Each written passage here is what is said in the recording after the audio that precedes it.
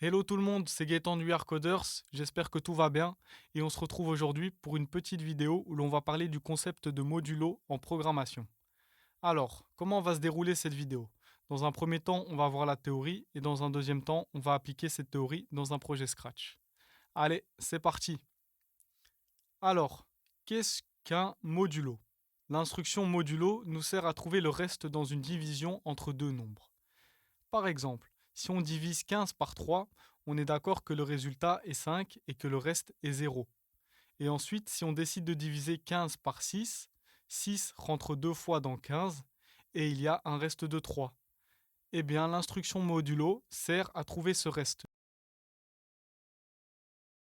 Et à quoi ça peut bien nous servir d'obtenir le reste? Eh bien, un exemple qu'on va faire ensemble sur Scratch, c'est un programme qui nous dit si le nombre qu'on a choisi est pair ou impair. Et ça, on va le trouver à l'aide de l'instruction modulo, justement. Ok, alors on se retrouve sur Scratch pour voir comment on peut utiliser cette instruction modulo dans un projet. Donc, avant toute chose, j'aimerais bien qu'on le reprenne. Donc, on va aller dans Opérateur, on va aller chercher directement l'instruction modulo et je vais vite fait vous le réexpliquer avec l'exemple de tout à l'heure. Donc, si je note ici 15 modulo 3, il va me donner le reste entre les deux. Bon, comme 15 est divisible par 3, il va me donner 0. Ok, il n'y a pas de reste. Maintenant, le but de l'exercice, ça va être de vérifier si un nombre est pair ou impair. Donc pour ça, on va faire 4 divisé par 2. Ça me donne 0, parce que 4 est divisible par 2. Donc si je fais 5 divisé par 2, ça va me donner 1. Vous comprenez? Donc, en fait, si maintenant on a envie de faire un exercice pour savoir si un chiffre est pair ou impair, je vais toujours garder 2.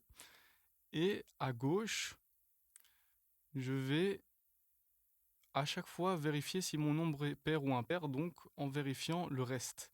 Donc 2 c'est divisible par 2, 4 c'est divisible par 2, 6 c'est divisible par 2, donc il me donne à chaque fois 0. 10 c'est divisible par 2, 100 aussi. Par contre, si maintenant j'écris 101, il va me donner un reste de 1. Donc on comprend qu'en fait, quand le chiffre est pair, eh bien il est divisible par 2, et donc ça me donne 0. Et quand le chiffre est impair, c'est pas divisible par 2, et donc ça me donne 1. En sachant ça, on va pouvoir faire notre programme. Ok? Donc, on va prendre notre drapeau vert. Ensuite, on va lui poser une question. Demander quel est ton nombre. Voilà. Et ensuite, on va mettre la réponse dans le modulo. Le 2, on va le laisser. Et on va prendre le est égal dans opérateur. Et si c'est égal à 0, c'est que c'est divisible par 2. Et donc que c'est pair. Donc, on va aller chercher une condition. En fait, on va prendre un si alors sinon. On va le mettre dedans.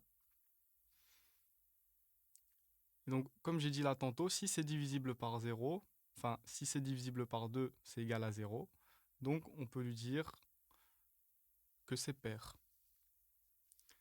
Par contre, si c'est égal à 1, alors ça va passer dans le sinon. Et là, on peut lui dire que c'est impair.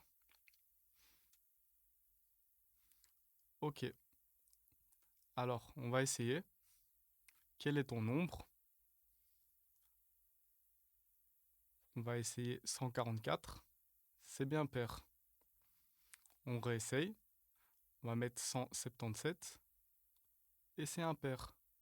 Ok, nickel, ça marche. Donc c'était un petit exercice pour que vous compreniez un petit peu la logique derrière le modulo. J'espère que vous comprenez mieux. Voilà, c'est déjà la fin de la vidéo. J'espère que vous avez appris de nouvelles choses. Prenez soin de vous et à la prochaine.